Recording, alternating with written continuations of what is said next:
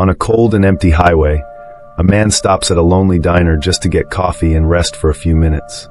But the place feels wrong from the moment he walks in. The workers seem to know more than they should. The silence inside the diner grows heavier by the minute, and strange details begin to connect to a dark pattern of disappearances tied to that road.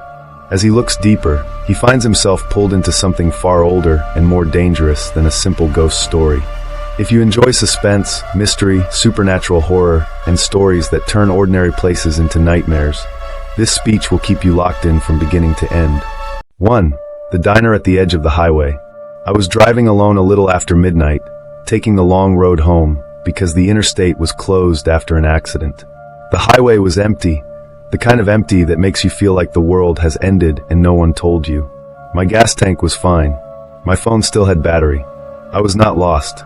But I was tired enough to stop when I saw the diner. Its sign flickered through the fog like it was fighting to stay alive. One word in red neon, Ravens.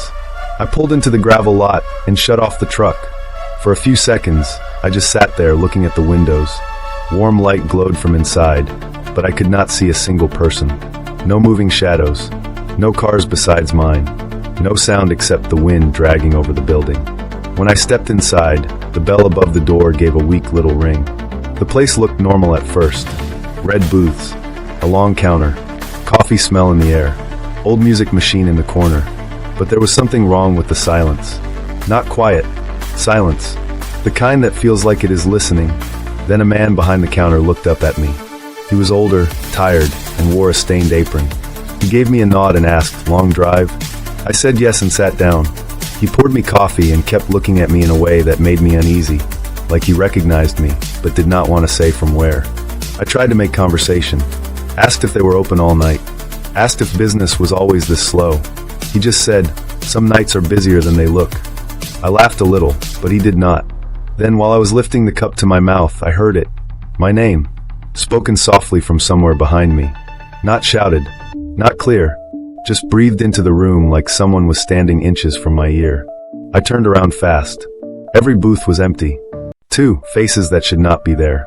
I told myself it was the wind, or the hum of the lights, or my tired brain trying to play tricks on me. The cook watched me carefully. "You heard something?" I should have lied. Instead, I said, "It sounded like somebody said my name."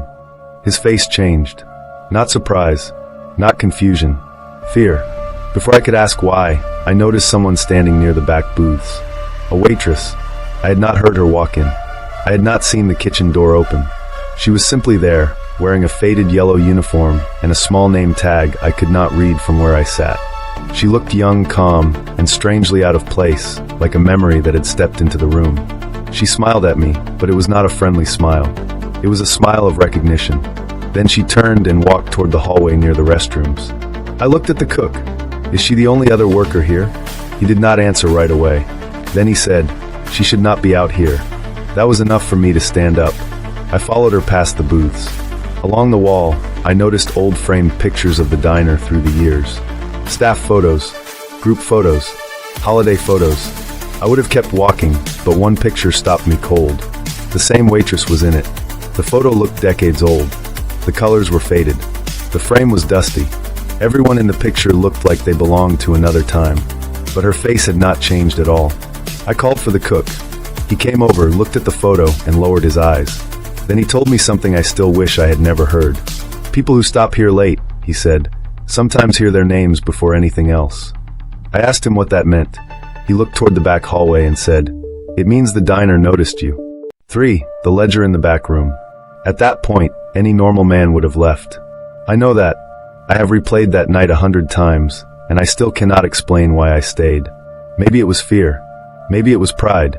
Maybe once something starts pulling you in, part of you wants to know how deep it goes. The cook took me behind the counter and through a narrow hall to a storage room in the back. The walls were stained. The air smelled like dust, grease, and old paper. He opened a cabinet and pulled out a stack of ledgers and news clippings. Missing travelers. That was the theme connecting everything. People who vanished along that stretch of road.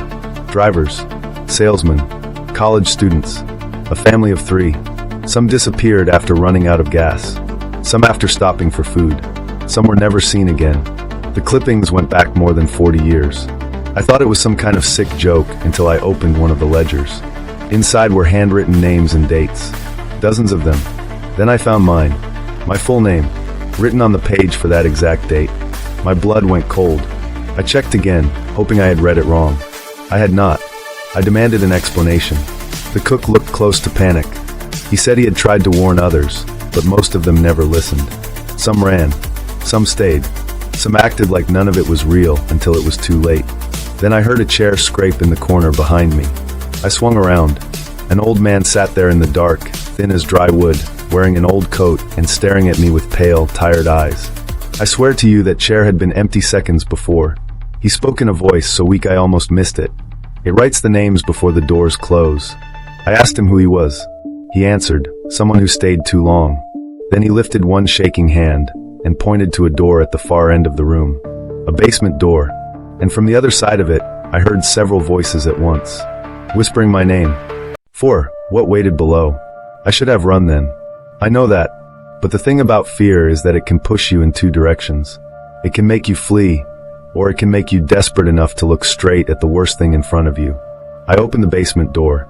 Cold air rose up the stairs, carrying the smell of water, metal, and something else I could not place. Something old. At the bottom was a concrete room lit by a weak red bulb. There were shelves, broken machines, pipes, and boxes stacked against the walls. It looked like a place forgotten on purpose. Then my flashlight found the table. Wallets, keys, watches, glasses, phones, bags, personal things, dozens of them, left behind by people who never made it back out. My chest tightened. I was standing in the remains of other people's last stop. On the table was an old tape recorder. Beside it, a cassette already loaded inside. There was a strip of faded tape on it with one word written in marker. Listen. I pressed play. Static filled the room first. Then a voice came through. Mine. My exact voice. Shaky. Breathing hard. Speaking in a whisper. If you hear your name, do not answer. Do not look at the booths. Do not let them make you stay. I nearly dropped the recorder. The message continued, and every word felt like a hand closing around my throat. It was me warning myself from a moment that had not happened yet. Then I heard movement behind me. At the far end of a narrow passage stood the waitress. Still, silent, watching. The old man was there too, just behind her, as if he had drifted into the basement without making a sound. And from the darkness all around them came the same whisper again, now stronger, now closer. My name, over and over, inviting me. 5. The booths were full. I ran. I do not remember climbing the stairs. I do not remember pushing through the back room. I only remember bursting into the diner and stopping dead in the middle of the floor. Because now the booths were not empty. Every one of them was occupied. Men, women, old people, young people, travelers in coats, uniforms, road clothes, church clothes, all sitting perfectly still, all facing down toward their tables or toward the windows. None of them had been there before. The lights buzzed overhead. The cook was gone. I took one step back. Then one of the seated figures slowly lifted its head. Its face was pale, tired, and empty in a way I cannot explain. Not dead, not alive, just waiting. Then another lifted its head. Then another. And all at once, from every corner of the diner, from every booth and every shadow, the voices began.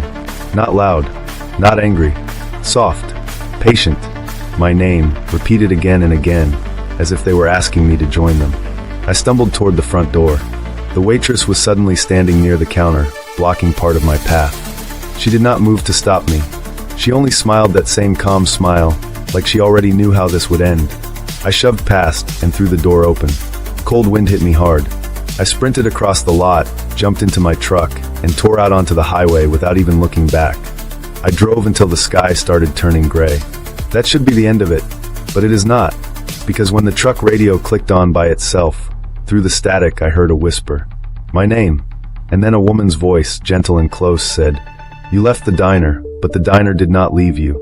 So if you ever find yourself on an empty highway after midnight, and you see a lonely place glowing through the fog, do not stop for coffee. Do not trust the silence. And if you hear your name spoken in an empty room, do not answer. Some places do not haunt people. Some places choose them." If this story pulled you in, subscribe to the channel right now. Activate notifications so you do not miss the next scary video. Give this video a like, leave a comment telling me what you would have done in that diner, and share this video with someone who loves horror, mystery, and terrifying stories.